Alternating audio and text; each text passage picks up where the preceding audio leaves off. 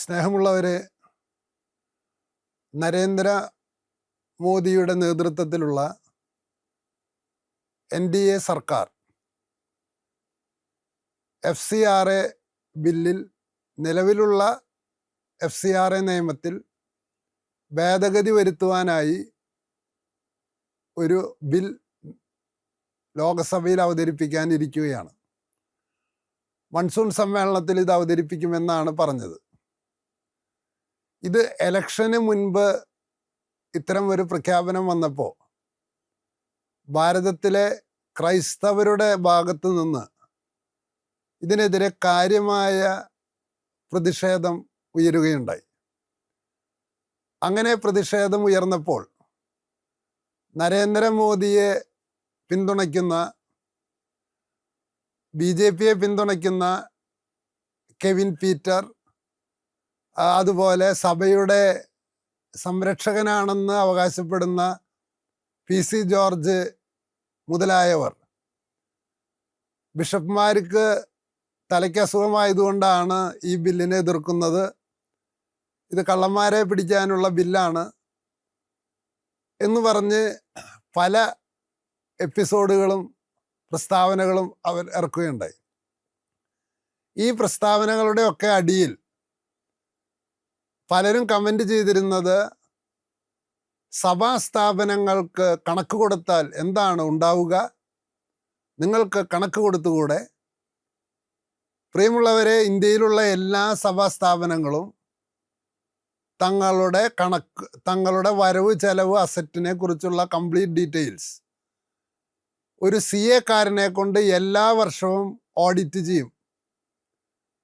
പക്ഷേ കെവിൻ പീറ്ററിനെ പോലുള്ളവർക്ക് അറിയില്ല ഈ CA കാർ ഓഡിറ്റ് ചെയ്യുക എന്ന് പറഞ്ഞതിൻ്റെ അർത്ഥം ഒരു ചാർട്ടേഡ് അക്കൗണ്ടന്റ് ഗവൺമെൻറ്റിൻ്റെ പ്രതിനിധിയാണ്. ഗവൺമെൻറ്റിൻ്റെ നിയമങ്ങൾക്കനുസരിച്ച് തന്നെയാണോ ആ വരവ് ചെലവ് ചെയ്തിട്ടുള്ളത് എന്ന് പരിശോധിച്ച് അത് ശരിയാണെന്ന് സാക്ഷ്യപ്പെടുത്തുകയാണ്, തെറ്റുണ്ടെങ്കിൽ തിരുത്തിപ്പിച്ച് അത് സാക്ഷ്യപ്പെടുത്തുകയാണ് ഒരു ചാർട്ടേഡ് അക്കൗണ്ടൻറ്റിൻ്റെ ചുമതല. നിങ്ങൾ മനസ്സിലാക്കുക, അദ്ദേഹം ഗവൺമെൻറ്റിൻ്റെ പ്രതിനിധിയാണ്. അത് സ്വകാര്യമായിട്ടാണ് ഇത് ചെയ്യുന്നതെങ്കിലും.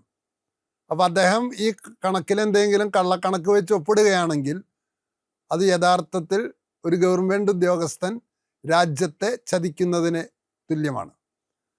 അപ്പോൾ അതുകൊണ്ട് ഇത്തരത്തിലുള്ള വിവരക്കേടുകളാണ് കെവിൻ പീറ്ററിൻ്റെയൊക്കെ പ്രഭാഷണങ്ങളുടെ അടിയിൽ വന്നിരുന്നത്. പിന്നെ PC ജോർജ് സാറാണ് ക്രിസ്ത്യാനികളുടെ ഹോൾസെയിൽ പ്രൊട്ടക്ടർ എന്നാണ് അദ്ദേഹം അവകാശപ്പെടുന്നത്. അത് കേൾക്കുമ്പോൾ എനിക്ക് തമാശ തോന്നാറുണ്ട്. കാരണം 2006 അതേ ഇടയ്ക്കിടയ്ക്ക് ചോദിക്കുന്നുണ്ട്, ഈ തൊലിക്ക കോൺഗ്രസ് എന്താ ചെയ്തിരുന്നതെന്ന്.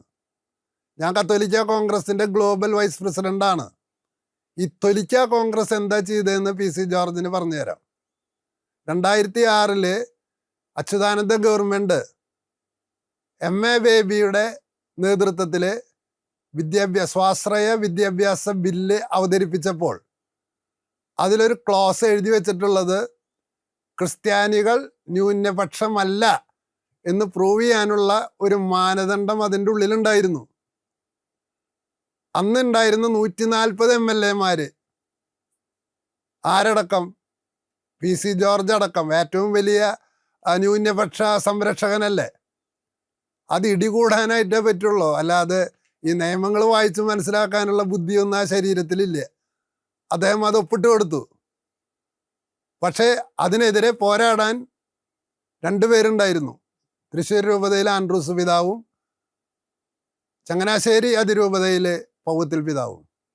ഇവരെ 2 പേരെയും പിന്നിൽ നിന്ന് ശക്തിപ്പെടുത്തിയത് ഈ തൊലിക്ക കോൺഗ്രസ് ആണെന്ന് PC ജോർജ് സാറ് ഒന്ന് മനസ്സിലാക്കിയ നല്ലതാണ്. ഇത് ദിവസങ്ങൾ കഴിഞ്ഞു എങ്കിലും വീണ്ടും ഈ ബില്ല് വന്നതുകൊണ്ടാണ് ഇത് പറയേണ്ടി വന്നത്.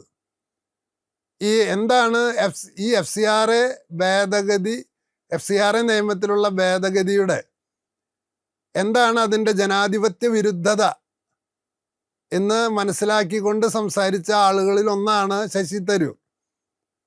അദ്ദേഹം അത് ലോകസഭയിൽ വരുമ്പോൾ തീർച്ചയായിട്ടും അതിനെ എതിർക്കും എന്നുള്ളത് ഞങ്ങൾക്ക് 100% ഉറപ്പാണ്. എന്തുകൊണ്ടാണ് ഇത് ജനാധിപത്യ വിരുദ്ധമാണ് എന്ന് അറിയണമെങ്കിൽ 3 പടികളിലൂടെ മാത്രമേ നമുക്ക് മനസ്സിലാക്കാൻ പറ്റുള്ളൂ. ഒന്നാമത്തെ കാര്യം നമ്മൾ ആദ്യം മനസ്സിലാക്കേണ്ടത്, അല്ലാതെ നേരിട്ട് പറഞ്ഞാൽ മനസ്സിലാവില്ല. ഒന്നാമത്തെ മനസ്സിലാക്കേണ്ടത് രാജഭരണവും ജനായത്ത ഭരണവും തമ്മിലുള്ള വ്യത്യാസം എന്താണ്. ജനായത്ത ഭരണത്തിലെ സിവിൽ സൊസൈറ്റിയുടെയും NGOകളുടെയും റോൾ എന്താണ്.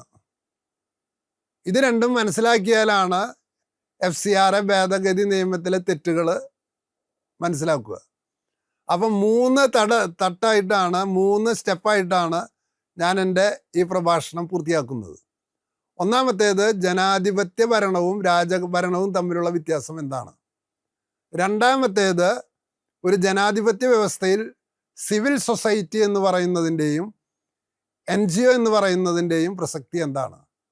മൂന്നാമതായിട്ട് പറയുന്നതാണ് FCRA നിയമത്തിൽ വരുത്തുന്ന ഭേദഗതി എങ്ങനെയാണ് ജനാധിപത്യ വ്യവസ്ഥയെ അട്ടിമറിക്കുന്നത്.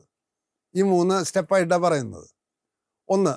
ഒന്നാമത്തെ ഭാഗം എന്ന് പറയുന്നത് ഈ രാജകീയ ഭരണത്തിൽ ഈ രാജ്യം എന്ന് പറയുന്നത് ഭരണാധികാരികളുടെയാണ്. അത് മനുസ്മൃതിയിലും മഹാഭാരതത്തിലും എഴുതി വെച്ച പോലെ രാജ പ്രത്യക്ഷ ദൈവത. അതായത് രാജാവിനെ കാണുമ്പോൾ, ഭരണാധികാരിയെ കാണുമ്പോൾ റാൻ മൂളിക്കൊള്ളണം എന്ന് പറഞ്ഞാൽ അദ്ദേഹമാണ് ദൈവം. അപ്പം ജിയോഗ്രഫിക്കൽ ടെറിട്ടറി ആരുടെയാണ്? രാജാവ് ഈക്വൽ ടു ഭൂപതി. രാജാവിന് കൊല്ലിനും കൊലയ്ക്കും അധികാരമുണ്ട്. കാരണം അത് രാജാവാണ് തീരുമാനിക്കുക. രാജശാസനം കല്ലേ പിളർക്കും. അപ്പം രാജാവ് അശ്വമേധം നടത്തുന്നു. ആ ടെറിട്ടറി മുഴുവൻ രാജാവിൻ്റെ. രാജാവിനെതിരെ നിൽക്കുന്നതാണ് രാജ്യത്തിനെതിരെ നിൽക്കുന്നത്. അപ്പോൾ അങ്ങനെയാണ് രാജഭരണമായിരുന്നത്. പക്ഷേ 16, 17, 18 നൂറ്റാണ്ടുകളിലെ ചിന്തകർ ഇതിനെ നഖശികാന്തം എതിർത്തു. എങ്ങനെയാണ് രാജ്യം ഉണ്ടാകുന്നത്? രാജ്യം ഉണ്ടാകുന്നത് ജനങ്ങളിൽ നിന്നാണ്, അല്ലാണ്ട് രാജാവിൽ നിന്നല്ല, ഭരണാധികാരി എന്നല്ല.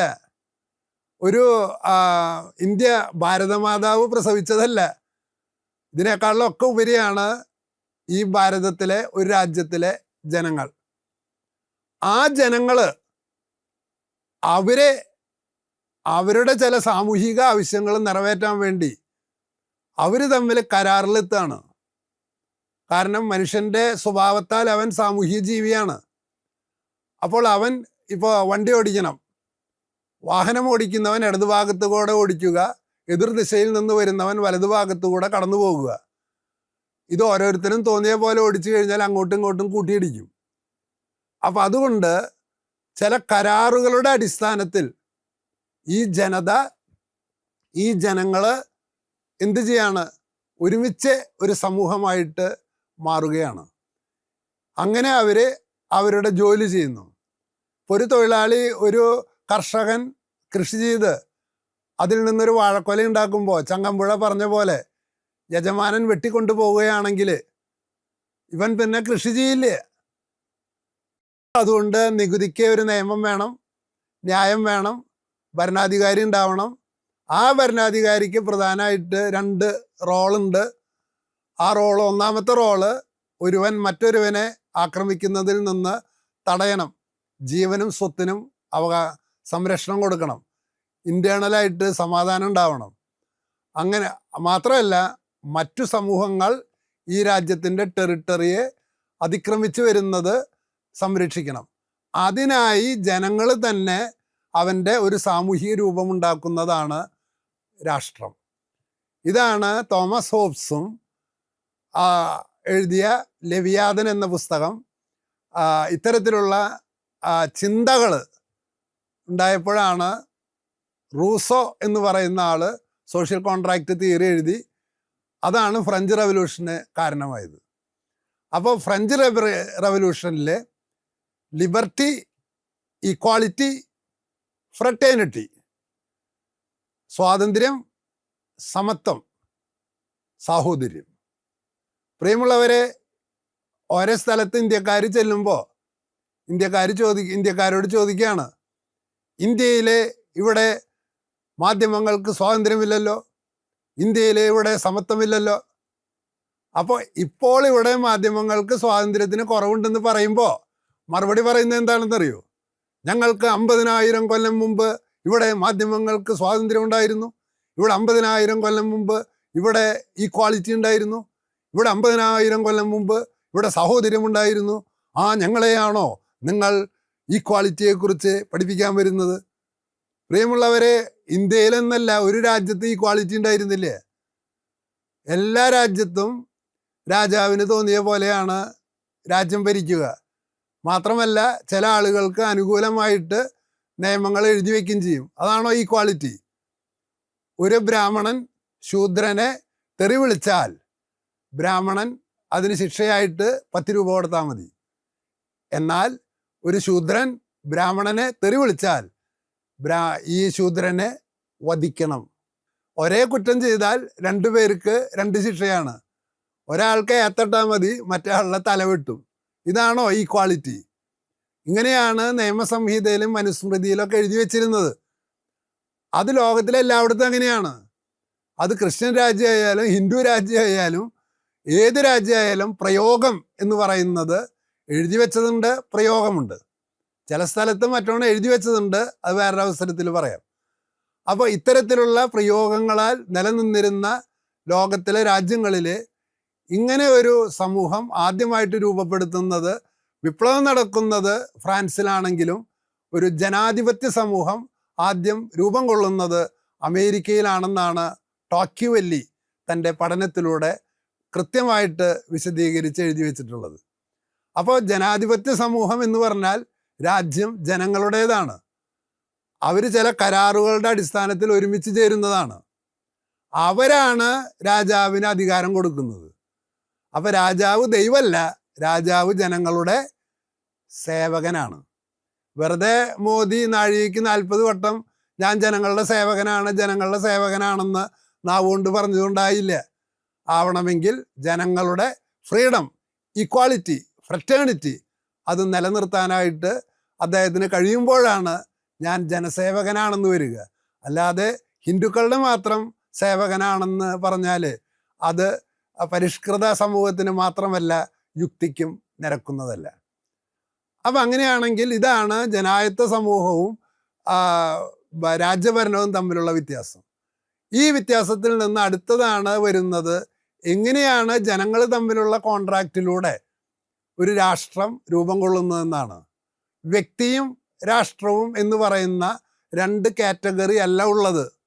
വ്യക്തിയുണ്ട്, അത് കഴിഞ്ഞാൽ കുടുംബമുണ്ട്, അത് കഴിഞ്ഞാൽ വ്യത്യസ്ത തരത്തിലുള്ള സ്വകാര്യ സമൂഹങ്ങളുണ്ട്, ക്ലബ്ബുകളുണ്ട്, രാഷ്ട്രീയ പാർട്ടികളുണ്ട്, പത്രപ്രവർത്തകരുണ്ട്, അതുപോലെ കച്ചവട സ്ഥാപനങ്ങളുണ്ട്. അതുപോലെ അതിനെ വിളിക്കുന്ന പേരാണ് മത സംഘടനകളുണ്ട്. അതിനെ വിളിക്കുന്ന പേരാണ് എന്ത്? Civil society.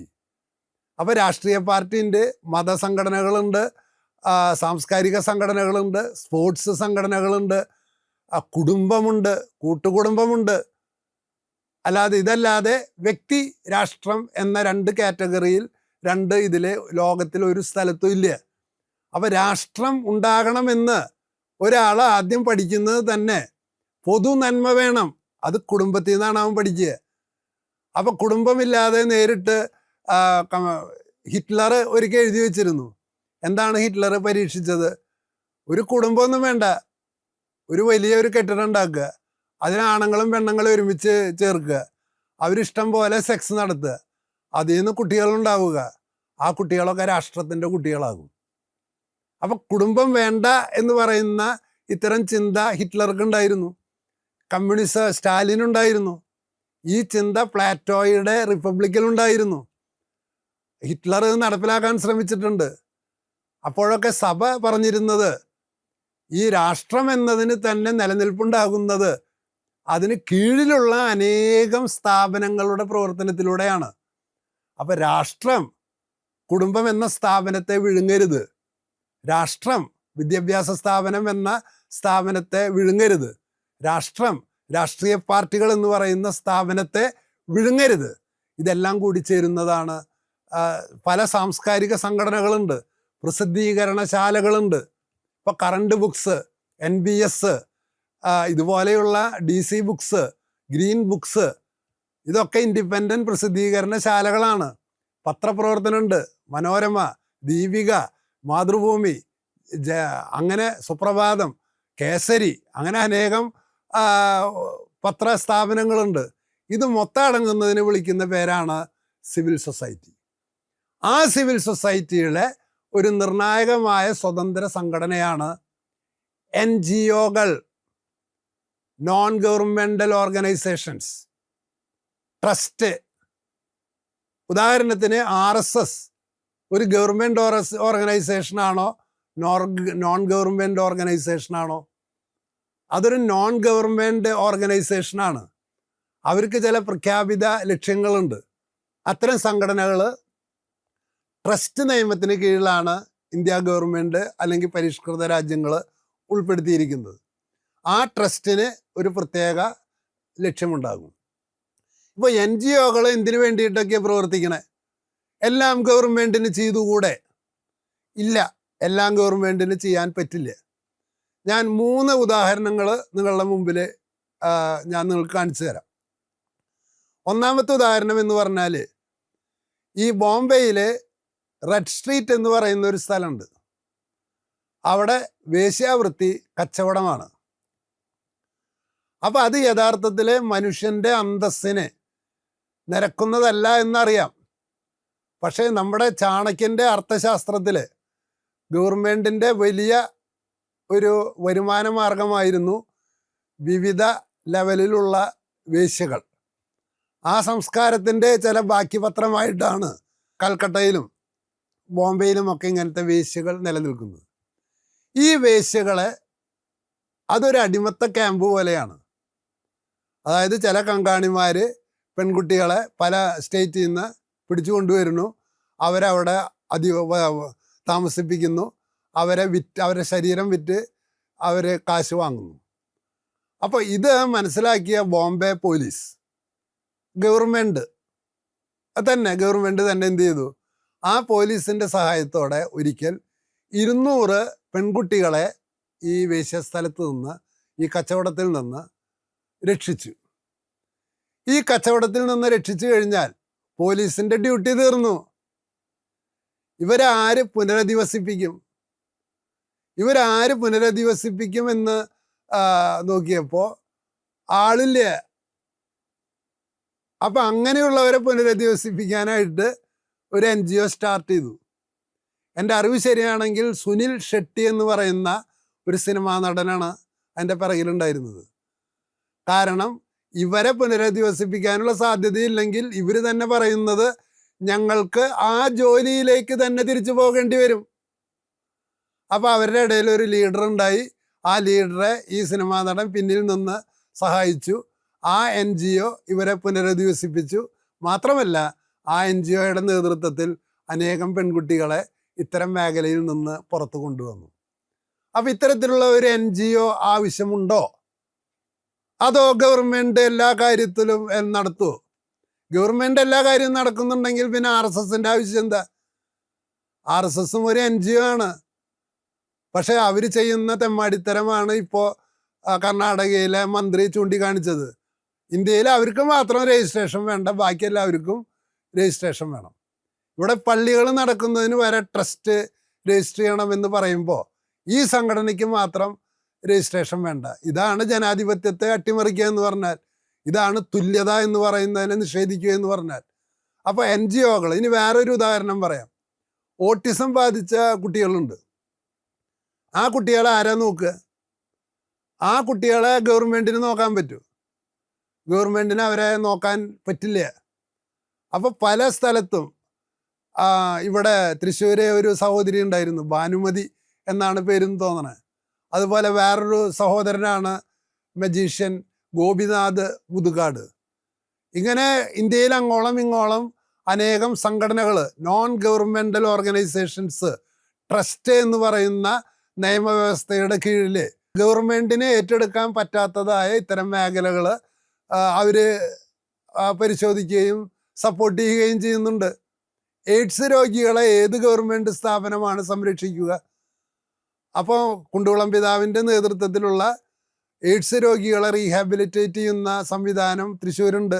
ഇതുപോലെ ഭാരതം മുഴുവനുണ്ട്. ഇനി അടുത്ത കാലത്ത് എൻ്റെ സുഹൃത്ത് ബാബു വിളപ്പായ എന്ന് പറയുന്ന ഒരു പത്രപ്രവർത്തകൻ ഒരു അന്വേഷണം നടത്തുകയുണ്ടായി. അദ്ദേഹത്തിൻ്റെ അന്വേഷണം എന്തായിരുന്നു? കേരളത്തിലെ ജയിലുകളിൽ കഴിയുന്ന പോക്സോ കേസുകളിൽപ്പെട്ട ആദിവാസി ചെറുപ്പക്കാരുണ്ട്. അവരെക്കുറിച്ച് അന്വേഷിച്ചപ്പോഴുള്ള പ്രശ്നം എന്താണെന്ന് വെച്ചാൽ, അവരുടെ ഗോത്രവർഗ ആചാരം അനുസരിച്ചിട്ടാണ് അവർ കല്യാണം കഴിച്ചിട്ടുള്ളത്.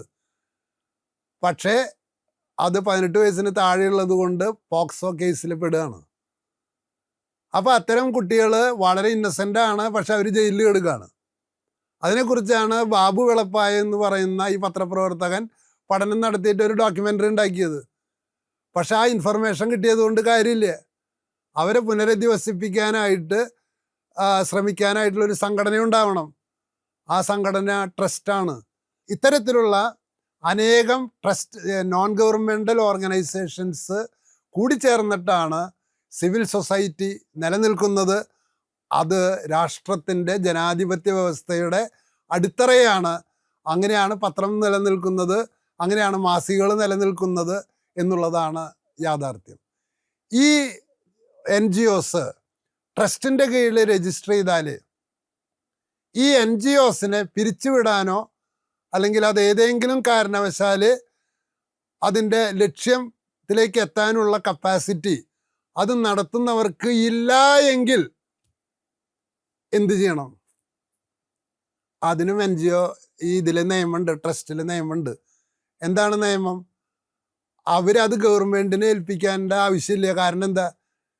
NGO നടത്തുന്ന പരിപാടി എന്ന് പറഞ്ഞാൽ അതിൻ്റെ അർത്ഥം ഗവൺമെൻറ്റിന് അത് ചെയ്യാൻ കഴിയില്ല എന്ന് തന്നെയാണ്. അപ്പോൾ ഗവൺമെൻറ് ഇത് ഏറ്റെടുത്തിട്ട് എന്തിനാണ്? നശിപ്പിച്ച് കളയാനോ?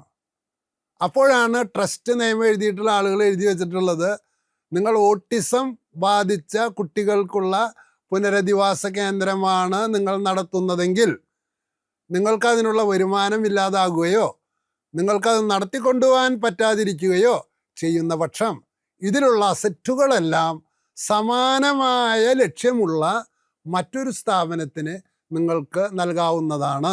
അല്ലാതെ അത് വിറ്റ് നിങ്ങൾ പങ്കിട്ടെടുത്ത് പുട്ടടിക്കാൻ പാടില്ല. ഇതാണ് ആ നിയമം. അപ്പം അങ്ങനെയുള്ള ഒരു നിയമം ഇവിടെ നിലനിൽക്കുന്നുണ്ട്. അപ്പോൾ ഏതെങ്കിലും കാരണവശാൽ ഒരു NGOയ്ക്ക് അതിൻ്റെ ലക്ഷ്യത്തിലേക്ക് എത്താൻ പറ്റാതെ വന്നാൽ അവർക്കതിന് സംഭാവന കിട്ടാതിരിക്കുകയോ വരുമാനമില്ലാതിരിക്കുകയോ ചെയ്താൽ ആ സ്ഥാപനം സമാന സ്വഭാവമുള്ള സ്ഥാപനത്തിൽ ലയിപ്പിക്കണം. അല്ലാതെ അത് ഗവൺമെൻറ്റിന് കൊടുക്കുക എന്ന് അത് നൈയാമികമായിട്ട് തെറ്റാണ്. കാരണം എന്താ? ഗവൺമെൻറ്റിന് ചെയ്യാൻ പറ്റാത്ത കാര്യമാണ് ഇവർ ചെയ്യുന്നത്. ഈ രണ്ടാമത്തെ കാര്യമാണ് രണ്ടാമത് മനസ്സിലാക്കേണ്ടത്. അപ്പോൾ ആദ്യം ഞാൻ പറഞ്ഞു, രാജകീയ ഭരണത്തിൽ നിന്ന് ജനാധിപത്യ വ്യവസ്ഥയിലേക്ക് വന്നപ്പോൾ ജനങ്ങൾ വ്യത്യസ്ത തലങ്ങളിലുള്ള ചെറിയ ചെറിയ സംഘടനകളുടെ സംഘാതമായിട്ടാണ് രാഷ്ട്രം രൂപം കൊള്ളുന്നത്. ആ കോൺട്രാക്റ്റ് ഉണ്ട്, അതാണ് ഭരണഘടനയായിട്ട് രൂപം കൊള്ളുന്നത്. രണ്ടാമത്തെ കാര്യം പറയുന്നത്, ഈ സിവിൽ സൊസൈറ്റിയിലെ പ്രധാനപ്പെട്ട ഭാഗങ്ങളാണ് NGOകൾ. ആ NGOകൾ ട്രസ്റ്റിൻ്റെ കീഴിൽ രജിസ്റ്റേർഡാണ്. അവർക്ക് ഗവൺമെൻറ് ചെയ്യാൻ പറ്റാത്ത കാര്യങ്ങളാണ് അവർ ചെയ്തുകൊണ്ടിരിക്കുന്നത്. ഇനി FCRA നിയമത്തിൻ്റെ പ്രധാനപ്പെട്ട ഇതിലേക്ക് വരാം. അപ്പം അങ്ങനെയുള്ള അനേകം സംഘടനകൾ ഇന്ത്യയിൽ നിലനിൽക്കുമ്പോൾ ഈ NGOs നടത്തുന്ന ഒരു പരിപാടിയും കച്ചവടം പോലെ വിറ്റ് വരുമാനമുണ്ടാക്കാവുന്നതല്ല. വേശ്യാവൃത്തിയിലേർപ്പെട്ട സഹോദരിമാരെ പുനരധിവസിപ്പിക്കുക എന്ന് പറയുന്ന ഒരു പ്രൊജക്റ്റ് ഏറ്റെടുക്കുന്ന ഒരാൾക്ക് അതിന് എന്ത് കൂലിയാണ്, എന്ത് പ്രൈസാണ് ഈ സമൂഹം കമേഴ്സ്യലായിട്ട് തിരികെ നൽകുക? എയ്ഡ്സ് രോഗികളെ സംരക്ഷിക്കുക എന്ന് പറയുന്ന ഒരു പ്രസ്ഥാനത്തിന് ആരാണ് പ്രൈസ് നൽകുക? പുസ്തക പബ്ലിഷേഴ്സ് എന്ന് പറയുന്ന ഒരു പ്രസ്ഥാനം തുടങ്ങുമ്പോൾ അതിന് ആരാണ് ഇനീഷ്യലായിട്ട് ഫണ്ട് കൊടുക്കുക? പത്രപ്രവർത്തനത്തിന് ആരാണ് ഇതിന് എക്സാക്റ്റ് കോസ്റ്റ് കൊടുക്കുക? ഇന്നല്ലേ ഈ പരസ്യങ്ങളൊക്കെ ഉണ്ടായി വന്നത്. ആ മുമ്പ് എന്തായിരുന്നു? അവർ തന്നെ സ്വന്തം കയ്യിൽ നിന്ന് പൈസ എടുക്കണം. എങ്ങനെയാണ് വിദ്യാഭ്യാസ സ്ഥാപനങ്ങൾ ആരംഭിച്ചത്? എങ്ങനെയാണ് ഈ ആശുപത്രികൾ ആരംഭിച്ചത്? ഇതെല്ലാമാണ് NGOസിൻ്റെ പ്രവൃത്തികൾ. അപ്പോൾ ഈ കാരണം വിദ്യാഭ്യാസത്തിന് കൊടുക്കുന്ന ആളുടെ ശമ്പളത്തിന് തത്തുല്യമായ ഫീസ് ജനങ്ങൾക്ക് തരാനുള്ള പേയിങ് കപ്പാസിറ്റി ഇല്ല ഇന്ത്യയിൽ. ആശുപത്രികളിലെ ഒരു സർവീസ് വാങ്ങുമ്പോൾ അതിന് തുല്യമായ പേയിങ് കപ്പാസിറ്റി ഉള്ള ജനതയല്ല ഇന്ത്യയിലുള്ളത്. അത് വേണമെങ്കിൽ നാഷണൽ ഇൻകത്തിലും പെർ ക്യാപിറ്റ ഇൻകത്തിലും വർധനവുണ്ടാകേണ്ടതായിരുന്നു. അതുണ്ടാക്കാൻ വായ്ത്താരി ഇടുന്നതല്ലാതെ ഇന്നും അതിന് മാറ്റം വന്നിട്ടില്ല. അപ്പോൾ ഈ NGOകളെ എന്ത് ചെയ്യണം?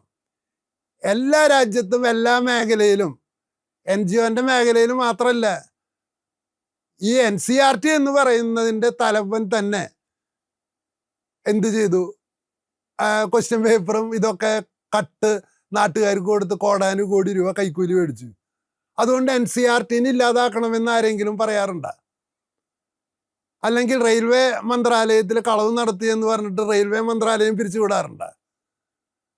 അപ്പം ഇവിടെ ഇവരെന്ത് പറയുന്നെന്ന് വെച്ചാൽ, NGOകൾ അവരുടെ ലക്ഷ്യത്തിലേക്കല്ലാതെ കളവ് നടത്തുന്ന കുറേ NGOകളുണ്ട്. ആ NGOകൾ ഉണ്ടെന്നുള്ളതിൻ്റെ പേരിൽ എല്ലാ NGOകളും ഇല്ലാതാക്കണോ അതോ കളവ് ചെയ്യുന്നവരെ മാത്രം പിടിക്കണോ? അപ്പോൾ ഇവിടുത്തെ മിഷനറി സ്ഥാപനങ്ങളും മുഴുവൻ മാവോയിസ്റ്റുകളുമായിട്ട് ഒത്തുചേർന്ന് സംഭാവനകൾ പിരിച്ചിട്ട് ആ സംഭാവനകളെ രാഷ്ട്രത്തെ അട്ടിമറിക്കാൻ ഉപയോഗിക്കുന്നു എന്നൊരു നരേറ്റീവ് ഇവിടെ ക്രിയേറ്റ് ചെയ്തുകൊണ്ടിരിക്കുകയാണ്. ആ നരേറ്റീവിൻ്റെ പശ്ചാത്തലത്തിൽ ഇവിടുത്തെ മിഷണറിമാർ വിദേശ ഫണ്ട് വാങ്ങുന്നത് എന്താണ്? ഇത്തരത്തിലുള്ള വിധ്വംസക പ്രവർത്തനങ്ങൾക്കാണ് എന്ന ഒരു കഥ ഇങ്ങനെ ഒരു സൈഡിൽ കൂടെ മെനഞ്ഞ് കൊണ്ടുവരികയാണ്.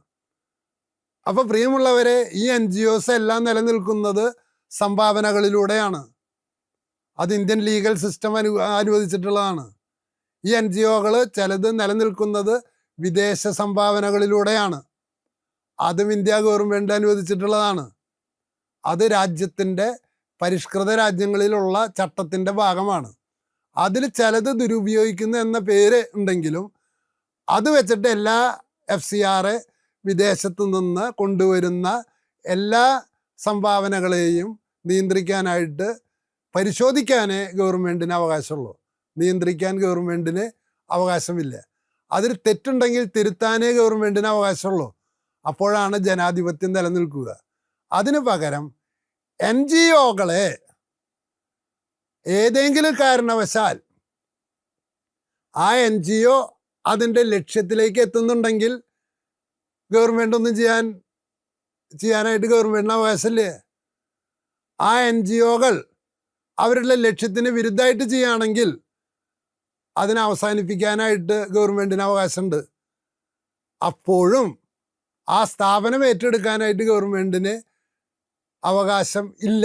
കാരണം സമാനമായ ഒരു സ്ഥാപനത്തിലേക്ക് അതിലെ തെറ്റ് ചെയ്തവരെ ശിക്ഷിച്ച് ഈ സ്ഥാപനം വേറൊരു സ്ഥാപനത്തിലേക്ക് ലയിപ്പിക്കാൻ മാത്രമാണ് ആർക്ക് അവകാശം? ഗവൺമെൻറ്റിന് അവകാശം. അങ്ങനെ ഗവൺമെൻറ് ഇവൻ തെറ്റ് ചെയ്തു എന്ന് പറഞ്ഞ് ഈ സ്ഥാപനത്തെ വേറൊരു സ്ഥാപനമായിട്ട് ലയിപ്പിക്കുമ്പോൾ ഈ സ്ഥാപനം നടത്തുന്ന ആൾക്ക് അയാളുടെ ഭാഗം പറയാനുള്ള സാധ്യതയാണ് കോടതി. ആ കോടതി എന്ന് പറയുന്നത് ജനാധിപത്യ വ്യവസ്ഥയുടെ അവിഭാജ്യ ഭാഗമാണ്. അപ്പം ഇവരെ FCRA നിയമത്തിൻ്റെ പുതിയ ഒരു വെർഷനിൽ ഭേദഗതി ബില്ലിൽ എഴുതി ചേർക്കുന്നത് ഇങ്ങനെയാണ്: ഏതെങ്കിലും കാരണവശാൽ ഒരു NGO തെറ്റ് ചെയ്താൽ എന്നല്ല, ആ NGOയ്ക്ക് കിട്ടുന്ന വിദേശ ഫണ്ട് നിലച്ചുപോയി എന്ന് കരുതുക. അപ്പോൾ അതിൻ്റെ അക്കൗണ്ട് എന്തായി? അവസാനിച്ചു. അങ്ങനെ അക്കൗണ്ട് അവസാനിച്ചാൽ ആ NGOയെ ഒരു ഗവൺമെൻറ് നിർണയിക്കുന്ന ഒരു അധികാരി, ആ അധികാരി ഇതിനെ ഏറ്റെടുക്കും. ഏത് NGO എന്ന് പറഞ്ഞാൽ ഗവൺമെൻറ്റിൻ്റെ അല്ല അത്. എന്നിട്ട് അവരത് നടത്തും. ഇതാണ് ഒന്നാമത്തെ അതിലെ തെറ്റ്. അപ്പോൾ ഗവൺമെൻറ് ഇത് ഏറ്റെടുക്കുമെന്ന് പറയുമ്പോൾ തന്നെ അത് മൊത്തം ജനാധിപത്യ ഘടനയ്ക്ക് വിരുദ്ധമാണ്. ഗവൺമെൻറ്റിന് ചെയ്യാൻ പറ്റാത്തതാണ് നോൺ ഗവൺമെൻറ്റൽ ഓർഗനൈസേഷൻസ് ചെയ്യണത്. അതുകൊണ്ട് ഗവൺമെൻറ്റിന് പറയാൻ പറ്റുന്നത് ഫണ്ട് സംഭാവന കിട്ടാതെ ആയാൽ ഇത് പിടിച്ചെടുക്കുന്നതല്ല പറയേണ്ടത്. ഇതിൻ്റെ ലക്ഷ്യത്തിൽ നിന്ന് ഇത് വ്യതിചലിച്ചാൽ ഇത് പിടിച്ചെടുക്കുന്നതാണ് പറയേണ്ടത്. ഒന്ന്. രണ്ട്, പിടിച്ചെടുത്ത് സമാന സ്വഭാവമുള്ള വേറെ NGOയിൽ ലയിപ്പിക്കുന്നതാണ് പറയേണ്ടത്. മൂന്ന്, ഗവൺമെൻറ് തെറ്റ് ചെയ്യില്ല. രാജ പ്രത്യക്ഷ ദൈവത, ഗവൺമെൻറ് ദൈവമാണ്, അതുകൊണ്ട് ഗവൺമെൻറ്റിന് ഒരിക്കലും തെറ്റുപറ്റില്ല. അതുകൊണ്ട് ഒരു കാരണവശാലും കോടതിയിൽ ഗവൺമെൻറ് ചെയ്തത് ശരിയാണോ തെറ്റാണോ എന്ന് പരിശോധിക്കാനുള്ള സാധ്യത ഈ ബില്ല് നിഷേധിക്കുമ്പോൾ ഈ NGOകളെ നിയന്ത്രിക്കുന്നത് ഒരു ഗവൺമെൻറ് ഡിപ്പാർട്ട്മെൻ്റായിട്ട് മാറും. ഗവൺമെൻറ് ഡിപ്പാർട്ട്മെൻറ്റിന് തോന്നിയ പോലെ ഇത് ചെയ്യാം. അവരനുകൂലിക്കുന്നവർക്ക് കൊടുക്കാം, അനുകൂലിക്കാത്തവരെ അവർക്ക് ശിക്ഷിക്കാം. അതാണ് രണ്ട് തരത്തിൽ ഇത് ജനാധിപത്യ വിരുദ്ധമാണെന്ന് പറയുന്നത്. ഒന്ന്, സിവിൽ സൊസൈറ്റിയുടെ ഭാഗമായ ഇത്തരം പ്രസ്ഥാനങ്ങൾ ഗവൺമെൻറ് കൈയടക്കുന്നത് അടിസ്ഥാനപരമായിട്ട് സംഘടിക്കാനുള്ള മനുഷ്യൻ്റെ അവകാശത്തെ നിഷേധിക്കുന്നതിന് തുല്യമാണ്. അത് രാജ്യദ്രോഹപരമെന്ന് തെളിയിക്കപ്പെടത്തോളം കാലം അത്തരം NGOകളെ സ്വന്തം ഇഷ്ടത്തിനനുസരിച്ചിട്ട് കീഴടക്കാനുള്ള ശ്രമമാണ് ഈ ബില്ലിൻ്റെ പിറകിലുള്ളത്. ഒന്ന്. രണ്ട്, അതിനെ കോടതിയിൽ ചോദ്യം ചെയ്യാൻ പാടില്ല എന്നൊരു ക്ലോസ് വയ്ക്കുമ്പോൾ അതോടുകൂടി ജുഡീഷ്യറി, എക്സിക്യൂട്ടീവ്, ലെജിസ്ലേറ്റീവ് എന്നുള്ള മൂന്ന് തൂണുകളിലെ രണ്ട് തൂണുകളെ പൂർണ്ണമായിട്ട് ഇല്ലാതാക്കാണ്. ലെജിസ്ലേച്ചറിനോ അതുപോലെ തന്നെ ജുഡീഷ്യറിക്കോ യാതൊരു റോളില്ലാത്ത അവസ്ഥയിൽ വരുമ്പോൾ ഇത് രാജ്യഭരണത്തിൻ്റെ അവസ്ഥയിലേക്ക് വീണ്ടും നമ്മൾ കൂപ്പുകുത്തും എന്നുള്ളതാണ് ഈ ഭേദഗതിയുടെ യഥാർത്ഥത്തിലുള്ള പ്രശ്നം. അപ്പോൾ രണ്ട് പ്രതിസന്ധിയാണ്. ഒന്ന്, ഗവൺമെൻറ്റിന് സാധാരണ ജനങ്ങളെ സംഘടിക്കാനും നന്മ ചെയ്യാനുള്ള അവകാശത്തെ ചോദ്യം ചെയ്യുന്നു. രണ്ട്, ഗവൺമെൻറ്റിൻ്റേതല്ലാത്ത ഒരു കാര്യത്തിൽ ഗവൺമെൻറ് ചെയ്യാൻ പറ്റാത്തൊരു കാര്യം ഗവൺമെൻറ് ഏറ്റെടുക്കുന്നു. മൂന്ന്, കോടതിയിൽ അതിനെ ചോദ്യം ചെയ്യാനുള്ള സാധ്യത നൽകാതിരിക്കത്തക്ക വിധത്തിൽ ജുഡീഷ്യറിയെ ഇതിൽ നിന്ന് മാറ്റി ഗവൺമെൻറ്റിൻ്റെ ഒരു ഡിപ്പാർട്ട്മെൻറ്റാക്കി ഈ പ്രക്രിയയെ മാറ്റുന്നത് രാജഭരണത്തിലേക്കുള്ള തിരിച്ചുപോക്കാണ്. അപ്പോൾ എന്തിനാണ് ഞാൻ ഇതിൻ്റെ ടൈറ്റിലിൽ ശശി തരൂരിന് നന്ദി പറഞ്ഞെഴുതിയത്? പ്രിയമുള്ളവരെ, മുൻപ് കോൺഗ്രസ് ഗവൺമെൻറ് ചെയ്തൊരു തെറ്റുണ്ട്. എന്താണ്? വഖഫ് നിയമം ഉണ്ടാക്കുമ്പോൾ വഖഫ് ട്രൈബ്യൂണലിൻ്റെ മുകളിൽ ഇന്ത്യയിലെ കോടതിക്ക് യാതൊരു അവകാശമില്ല എന്ന് പറഞ്ഞ് എഴുതി വെച്ചു.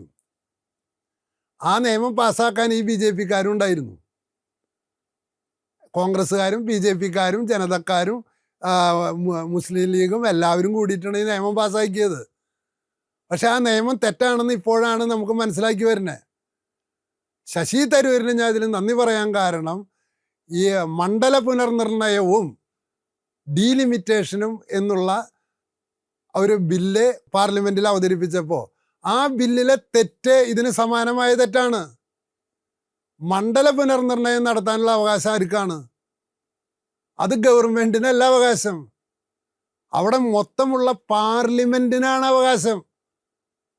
അതുകൊണ്ട് മണ്ഡല പുനർനിർണയം നടത്തുന്ന കമ്മിറ്റിയിൽ അത് ജോയിൻ്റ് പാർലമെൻ്ററി കമ്മിറ്റി ആയാൽ മാത്രമേ അതിനെ ജനാധിപത്യം എന്ന് വിളിക്കാൻ പറ്റുള്ളൂ.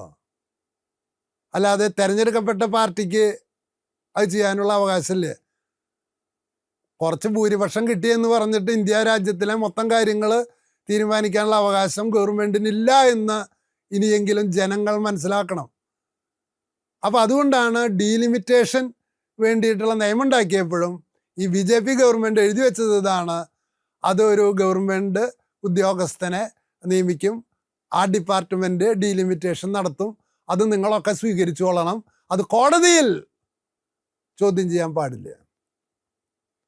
അപ്പോൾ ഗവൺമെൻറ് ഡീലിമിറ്റേഷൻ നടത്തി കഴിഞ്ഞാൽ, ഗവൺമെൻറ് മണ്ഡല പുനർനിർണയം നടത്തി കഴിഞ്ഞാൽ 542 സീറ്റുള്ള പാർലമെൻറ്റിൽ 272 പേര് എന്ന് പറയുന്ന നിർണായക ഭൂരിപക്ഷം കിട്ടിയ ഒരു സർക്കാരിന് ഈ ഡിപ്പാർട്ട്മെൻറ്റിനെ ഉപയോഗിച്ചിട്ട് മണ്ഡലങ്ങൾ ഏതു വിധത്തിൽ വേണമെങ്കിൽ പുനർനിർണയം ചെയ്യാനായിട്ട് അവകാശം കൊടുക്കുമ്പോൾ ബാക്കി തിരഞ്ഞെടുക്കപ്പെട്ടവരൊക്കെ പൊട്ടന്മാരാണെന്ന് പറയുന്ന ഒരു ഗവൺമെൻറ് ഡിപ്പാർട്ട്മെൻറ്റായി മണ്ഡല പുനർനിർണയത്തിനുള്ള ഈ സംവിധാനം മാറും എന്ന് കൃത്യമായി പാർലമെൻറ്റിൽ അവതരിപ്പിച്ചു. ആര്? ശശി തരൂർ. അതാണ് ഇവർ ചെയ്യുന്ന തെറ്റ്. ജുഡീഷ്യറിയെ ഒഴിവാക്കുക. അപ്പോൾ വഖഫ് നിയമ ഭേദഗതിയിലായാലും FCRA നിയമ ഭേദഗതിയായാലും മണ്ഡല പുനർനിർണയ ഭേദഗതിയായാലും ഇവർ ചെയ്യുന്നത് ഇതിനെയൊക്കെ ഗവൺമെൻറ് ഡിപ്പാർട്ട്മെൻറ്റാക്കി മാറ്റി ജനങ്ങൾക്ക് കോടതിയിൽ പോകാനുള്ള അവകാശത്തെ നിഷേധിക്കുന്ന വിധത്തിൽ ആണ് ഇവരിത് ചെയ്തുകൊണ്ടിരിക്കുന്നതെന്ന് എനിക്ക് തന്നെ കൃത്യമായിട്ട് മനസ്സിലായത് ശശി തരൂരിൻ്റെ പാർലമെൻറ്റിലെ പ്രസംഗത്തിലൂടെയും അതിനെ വ്യാഖ്യാനിച്ചുകൊണ്ട് ശ്രീ KC വേണുഗോപാൽ MP നടത്തിയ ഒരു പ്രഭാഷണത്തിലൂടെയാണ്. അപ്പോൾ അതിനെ ഏറ്റവും കൂടുതൽ വ്യക്തത തന്നത് ശശി തരൂരാണ്. അതുകൊണ്ടാണ് FCRA നിയമ ഭേദഗതിയിലും ജനാധിപത്യത്തിൻ്റെ സിവിൽ സൊസൈറ്റിയുടെ അധികാരങ്ങളെ തകർക്കുന്ന NGOകളെ മുച്ചൂടും മുടിക്കുന്ന അങ്ങനെ രാഷ്ട്രം എന്ന് പറയുന്ന അടിത്തറയായ സാമൂഹിക ഘടനകളെ ഇല്ലായ്മ ചെയ്യുന്ന രാഷ്ട്രമീമാംസയുടെ തത്വത്തിൽ പറഞ്ഞാൽ പ്രിൻസിപ്പിൾ ഓഫ് സബ്സിഡിയാരിറ്റി, താഴേക്കടയിലുള്ള സാമൂഹിക രൂപങ്ങളെ പൂർണ്ണമായും ഒഴിവാക്കുന്ന മേൽക്കിടകത്തിലെ രാഷ്ട്രീയ നേതാക്കളുടെ പ്രവൃത്തി തികച്ചും അനീതികരമാണ്, അത് അപ്രായോഗികമാണ് എന്ന് ഞാൻ ഓർമ്മിപ്പിക്കാൻ ആഗ്രഹിക്കുകയാണ്. അപ്പോൾ ഈ പൊളിറ്റിക്കൽ ഫിലോസഫി അനുസരിച്ച് മുകളിലുള്ള രാഷ്ട്രീയ സംവിധാനങ്ങൾ താഴെയുള്ള ചെറുകിട സമൂഹങ്ങളെ, സിവിൽ സൊസൈറ്റിയിലെ വിവിധ അംഗങ്ങളെ, കുടുംബത്തെ, പത്രത്തെ, വിദ്യാഭ്യാസ സ്ഥാപനത്തെ, ആരോഗ്യ മേഖലയിലെ സ്ഥാപനത്തെ, ഓട്ടിസം ബാധിച്ചവരെ സംരക്ഷിക്കുന്ന മേഖലയെ, ഇതിനെയൊന്നും നിഷേധിച്ചാൽ സ്വന്തം അടിത്തറയെ തകർക്കുന്നതിന് തുല്യമാണ്. ആ മേഖലയിലൊന്നും പിന്നെ ആരും കടന്നു വരില്ല. ഇന്ത്യ നാശത്തിലേക്ക് കൂപ്പുകുത്തും. അതുകൊണ്ട് ഓരോ നിയമം ഉണ്ടാക്കിയിട്ട് ജുഡീഷ്യറിയിൽ നിന്നും അടിസ്ഥാന സാമൂഹിക രൂപങ്ങളെയും തകർക്കാൻ ശ്രമിക്കുമ്പോൾ ഒന്നേ ഞങ്ങൾക്ക് പറയാനുള്ളൂ, നിങ്ങൾ നാശത്തിലേക്കാണ് പോകുന്നത്. മാത്രമല്ല രാഷ്ട്രത്തെ നാശത്തിലേക്കാണ് നയിക്കുന്നത്. അതുകൊണ്ട് ഒരു NGO തങ്ങളുടെ FCRA രജിസ്ട്രേഷൻ ഏതെങ്കിലും കാരണവശാൽ അവരത് പുതുക്കാൻ അവർക്ക് കഴിഞ്ഞില്ലെങ്കിൽ അവരുടെ എല്ലാ അസറ്റും പിടിച്ചെടുക്കുമെന്ന് പറയുന്ന ഈ കിരാത നിയമം ജനാധിപത്യ സംവിധാനത്തെ തകർക്കും, മാനവിക മൂല്യങ്ങളെ തകർക്കും, ജുഡീഷ്യറിയെ തട്ടിമാറ്റുന്നതുകൊണ്ട് ഇതൊരു ഗവൺമെൻറ് ഡിപ്പാർട്ട്മെൻറ്റാക്കി മാറ്റും. അത് നിങ്ങൾക്ക് തന്നെ ഭാവിയിൽ പാരയായി മാറും. ലോകാവസാനം വരെ BJP ഭരിക്കുമെന്ന് ചിന്തിക്കരുത് എന്ന് മാത്രം പറഞ്ഞുകൊണ്ട് നിർത്തുന്നു. നന്ദി, നമസ്കാരം.